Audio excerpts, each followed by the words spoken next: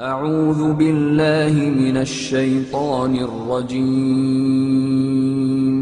بسم الله الرحمن الرحيم. There is another problem that the Masons need to contend with if they are to be the masters of this global union. By the 1970s, it was becoming increasingly clear that the population of Europe and white America was rapidly declining. Unless something was done, the expanding size of the population of third world nations would pose a serious threat to national security of Masonically controlled countries. Western consumer power and productivity would reduce, and as a result, they would be completely dependent on that of the third world population. In December of 1974, the U.S. government made third world population reduction a central national security issue. The operation plan, titled National Security Study Memorandum 200, was simply a regurgitation of the British Commission on Population, created by King George VI of England in 1944, which openly stated that populous third world nations posed a threat to the international elite's monopoly of global power. The Kissinger-authored U.S. plan targeted 13 key countries where massive population reduction was called for.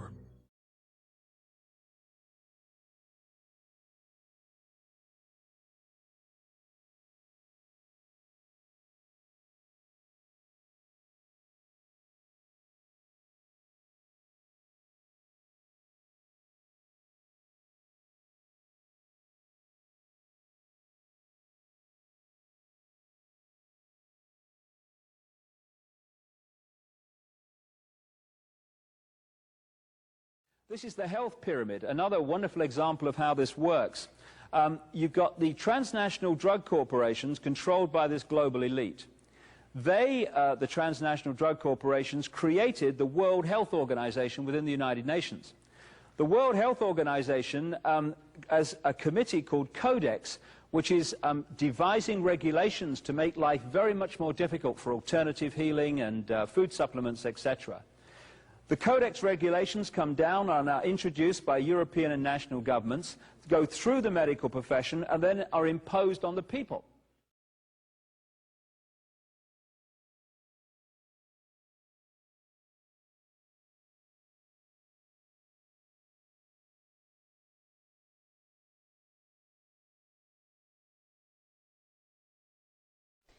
In 1994, Codex, with no notice here in this country whatsoever, declared nutrients, put on your intellectual seatbelts, declared nutrients to be toxins. So what we're talking about is waking up one morning and being very surprised to find that high-potency, therapeutically effective, clinically significant nutrients are now illegal according to the World Trade Organization and the Food and Agriculture Organization joint projections. Now, I didn't make this up. Please, if you unfastened your intellectual seatbelts, put them back on again. Do the numbers in the WHO-FAO projections, the epidemiological projections. They estimate, not I, because what do I know? They estimate, they're the experts, that just the vitamin and mineral guideline alone, when it goes into global implementation on December 31st, 2009, will result in a minimum of 3 billion, that's B, bad, big, billion deaths.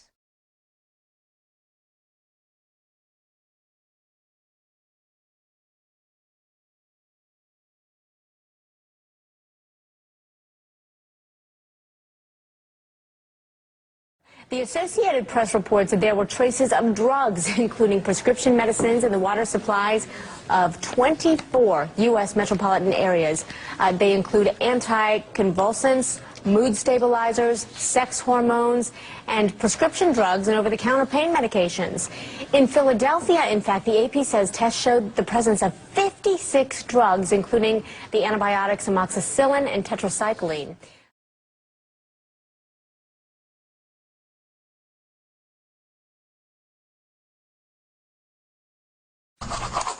For decades, Americans associated fluoride with good dental hygiene, which is why it's still added to most public water supplies. But today, 600 health professionals and scientists, including Dr. Arvid Carlson, a Nobel laureate of medicine, are calling on Congress to ban the use of fluoride immediately.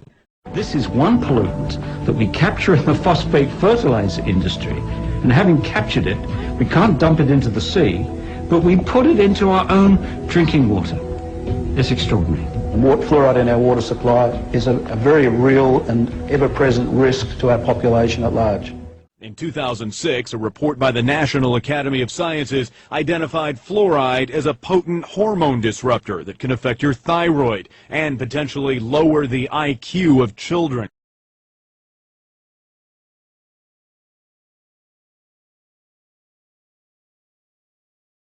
Well, in the 1930s, scientists wondered how Hitler could rule Germany and Stalin could rule Russia.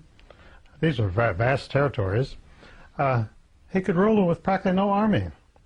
And the answer was they had discovered during the 1920s that adding sodium fluoride to the drinking water made the people very passive.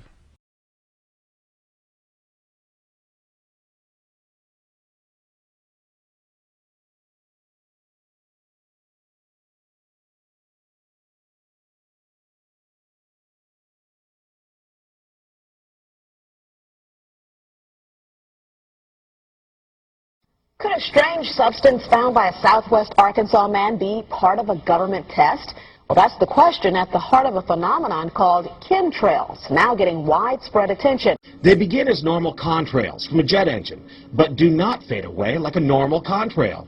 Soon after, he saw particles in the air. You know, because we'd see it drop to the ground in a haze. Nichols then noticed the material collecting on the ground. This is water and stuff that I collected in bowls. I had it set out in my backyard on my dad's pickup truck.